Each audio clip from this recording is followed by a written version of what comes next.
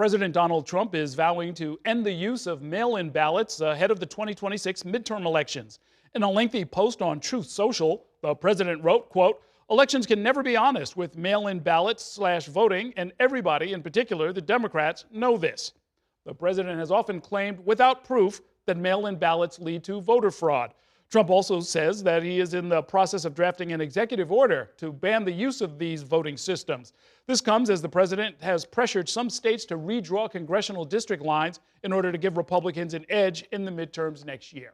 Joining me now to talk through the issues here is Michael Waldman. He's the president of the Brennan Center for Justice at the NYU School of Law and a constitutional law scholar. Welcome back to the program. Great to see you. Great to be with you. Let's start with the Constitution. The power to control elections generally resides with the states, right? Absolutely. The Constitution gives the states the power to control elections. It gives Congress a role, too, if it wants to pass national legislation. Presidents, however, have no role. Presidents do not get to control the elections. They don't have a whole lot to do with it. So it's an entire misstatement, if not misreading, of what the law and the Constitution says. This executive order, if it comes out, is flagrantly illegal already. The federal government can, though, direct funding and provide other incentives, right? I remember the Help America Vote Act after the debacle of the 2000 election was intended to sort of help states and localities upgrade their systems and so forth. Yes, some money goes to states when they had to convert to electronic voting machines and other things like that. But again, the elections clause of the Constitution, as it's known, really gives that power to states. And that turns out in this instance to be a good thing, because these state and local officials, these election officials, they're generally trying to do the right thing, and they have the ability to stand up to this kind of thing. So it won't be done by executive order, if I understand you right, but because he specifically, the president said the Republican Party is going to lead the charge on this, it's conceivable that Republican officials at the state level, in state houses, in the governor's mansions, could in fact start to change some of the laws locally. Well, he says he's going to lead a movement, but about a third of all Americans right now use vote by mail. It's popular, it's safe, it's secure, and a lot of Republicans in the past have said, hey, wait a minute, we want to use this too. We want to use early voting. We don't want to stop our voters from voting. I think it's best to understand this all as part of a rather aggressive power grab by Trump, an effort over the course of the whole administration, a drive to undermine the 2026 election that we're starting to see play out here. To me, the most alarming thing in this social media post is not so much the executive order, which courts have already struck down an executive order he tried to do on voting, but where he said, oh, the states are just my agent in counting the votes. Again, that would make the framers of the Constitution's powdered wigs stand on end. So I don't know that there are going to be unanimous cheers for this among actual states and actual Republican politicians. Yeah, I mean, politically, I was wondering where this is coming from, because I thought seniors who tend to vote Republican, rural Americans who tend to vote Republican, really benefited from voting by mail. You know, a lot of it is a conspiracy theory. A lot of it is his attempt, not so much with the specifics of this thing or that, but to take control of the whole thing. The other day, he met with Vladimir Putin, who said, President Trump bragged about this. He said, oh, you can't have honest elections with vote by mail, said Putin. Trump cited this with gusto and pride, because, you know, who else would be a good guide to honest elections than Vladimir Putin? I think it's more about power than actual worries about the elections. Yeah, and for those who weren't aware, Putin has rigged many elections, killed off his opponents, and so forth, and is in effect a dictator. You wouldn't want to be near a window on a high floor of a building if you were one of his opponents. That's right. There was this collateral attack on the use of voting machines. What's that all about? Well, again, it's a lot more nonsense, and this was part of what he tried to do with his earlier executive order. If you remember, in 2020, there were a lot of wild claims that voting machines had flipped votes, and that voting machines were somehow magically rigged to elect Joe Biden, but also Republican members of Congress.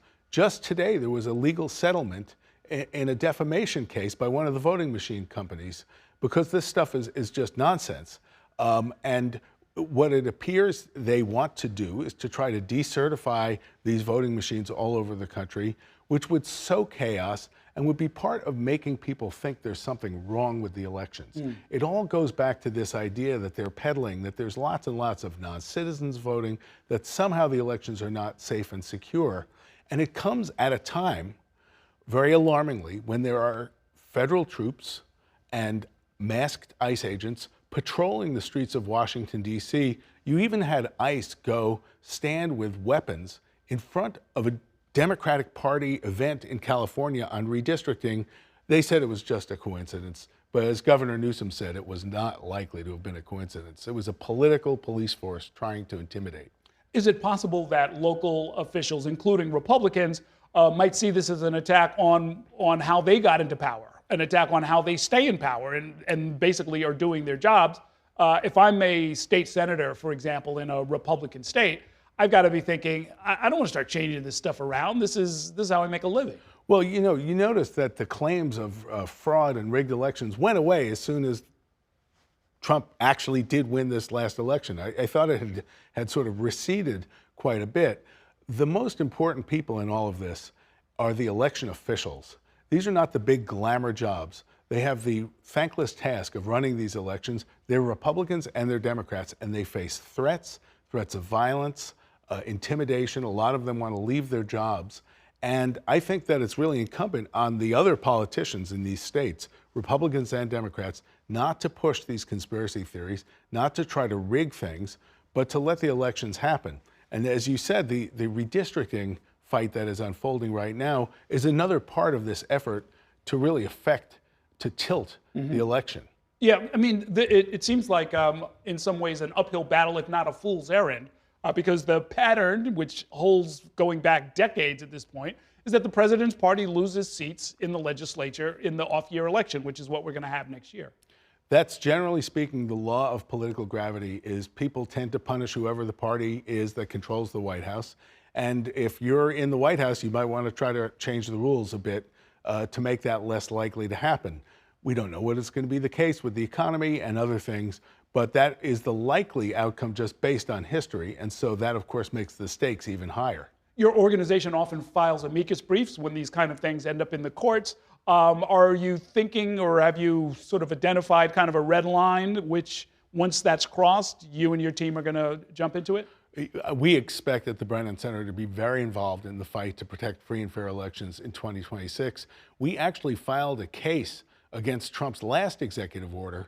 That was one where he purported to require everybody to produce a passport, not even a birth certificate, a passport to be able to register to vote.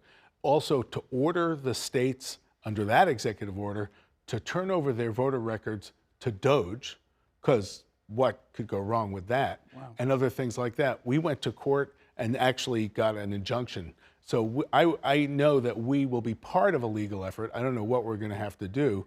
But as you know, judges all across the country, appointed by presidents of both parties, have been very strong this year in standing up and saying no when there's illegal actions.